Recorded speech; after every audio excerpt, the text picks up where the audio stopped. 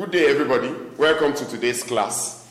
The topic we have today under IGCSE is First Communion.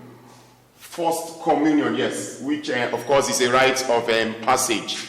Now, what is First Communion? This is the very first time that a child receives the Holy Communion or the Eucharist. Of course, this takes place between the ages of 7 to the age of 13, depending upon the foundation of the child in the church at this time. Of course, it's commonly practiced in the Catholic Church and also the Anglican Communion. Now, when we look at exemptions to the First Communion, some churches do not practice the First Communion. For example, the Lutheran Church does not practice the First Communion, but something similar is done. They engage in infant communion.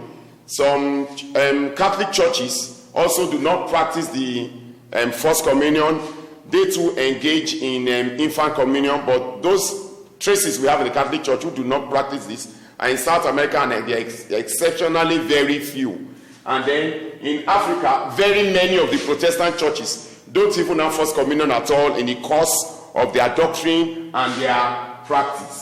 Now, when we look at the traditions of celebrating the First Communion, of course, you'll be having these full details that I've given to you in Google Class, but I'll be mentioning some right now. It's a very celebrated affair.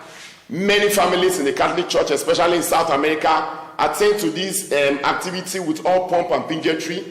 And if you are fortunate to come across videos, you'll be seeing children dressed in white. In fact, the girls will be dressed in white as if they are preparing for a wedding, like a little bride. In some cultures too, the boy will be dressed in white.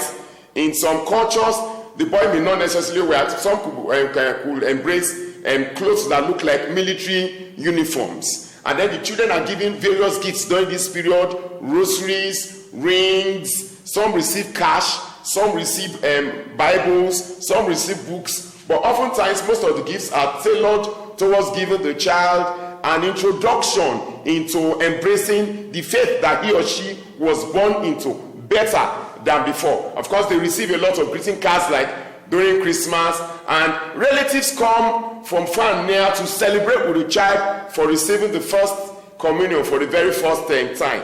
So Catholics usually take this practice very seriously, and it's usually very exciting. And the children who have not gotten up to that age are actually expectant of when it will be their turn, so that they could be celebrated when they have their First Communion.